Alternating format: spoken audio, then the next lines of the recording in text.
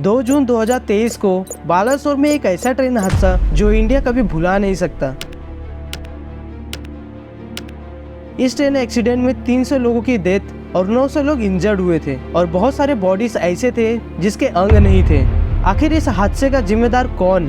क्या railway minister को resign कर देना चाहिए? कवच सिक्योरिटी का क्या जो इस हादसे को रोक सकता था? तो चलिए जानते हैं आज की वीडियो में आखिर ये ट्रेन एक्सीडेंट कैसे हुआ। We start the program in India, where at least 260 people have been killed in a train crash in the eastern state of Odisha. What happened at the Odisha station and before that with regard to the 3-train collision tragedy?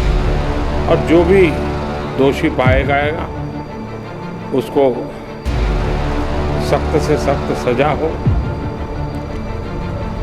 उसे बख्शा नहीं जाएगा।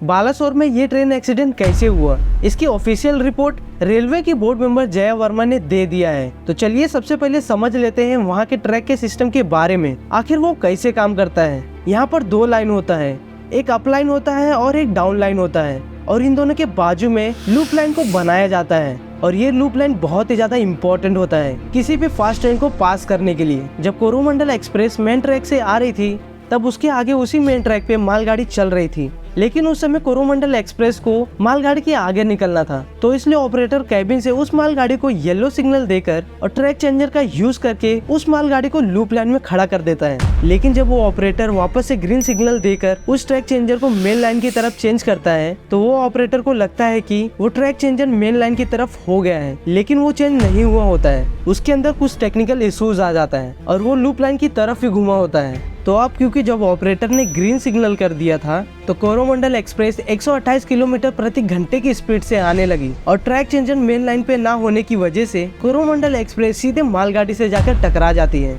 और इस मालगाड़ी के अंदर iron ore होता है जो कि काफी हैवी होता है। इसकी वजह से पूरा का पूरा इम्पैक्ट कोरोमंडल एक्सप्रेस पर होता है और इसके कई सारे डिब्बे डाउन लाइन पर जाकर गिर जाती है। और उसी समय यशवंत एक्सप्रेस बेंगलुरु से आ रही थी, उस ट्रेन के डिब्बे बहुत सारे आगे निकल जाते हैं, लेकिन इसके 2 डिब्बे कोरोमंडल एक्सप्रेस से जाकर टकरा जाते हैं। इन पूरे एक्सीडेंट में ऑफिशियल रिपोर्ट के अकॉर्डिंग 300 लोगों की डेथ और 900 लोग इंजर्ड हुए हैं। तो बहुत सारे लोगों का एक क्वेश्चन है कवच सिस्टम को लेकर। कवच एक ट्रेन कोलिजन सिस्टम है जो ट्रेन को आपस में एक्सीडेंट होने से बचाती है।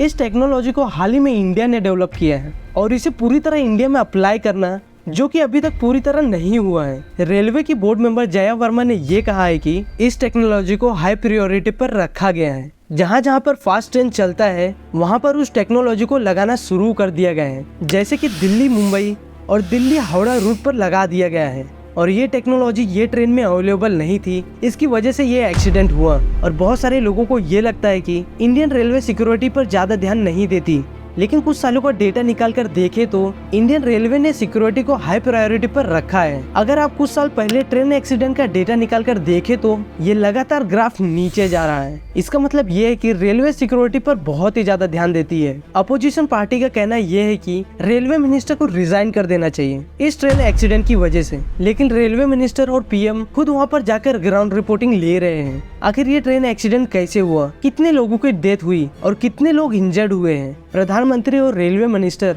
हॉस्पिटल में जाकर लोगों से मिलते हैं, और अगर रेलवे मिनिस्टर रिजाइन कर देते हैं तो कहीं न कहीं वो अपने जिम्मेदारियों से भाग रहे हैं। लेकिन जब बालासुर में रात को इतना भयंकर ट्रेन एक्सीडेंट हुआ तो वहाँ के हॉस्पिटल में बहुत ही ज्यादा भीड़ होने लगा, लेकिन वहाँ के आसपास के गांव में जितने सारे यंग लोग थे वहाँ के हॉस्पिटल में पहुँच जाते हैं अपने ब्लड को डोनेट करने के लिए। इससे ये मालूम पड़ता है कि इंडिया में कितनी भी प्रॉब्लम आ जाए लेकिन इंडिया के लोग मदद करने में पीछे नहीं हटते। आई होप कि इस वीडियो से आपके लाइफ में कुछ वैल्यू ऐड हुआ होगा। तो ऐसे ही इंफॉर्मेटिव वीडियो देखने के लिए हमारे चैनल को लाइक, शेयर और सब्सक्राइब करें, और मिलते हैं नए इंफॉर्मेटिव वीडियो में।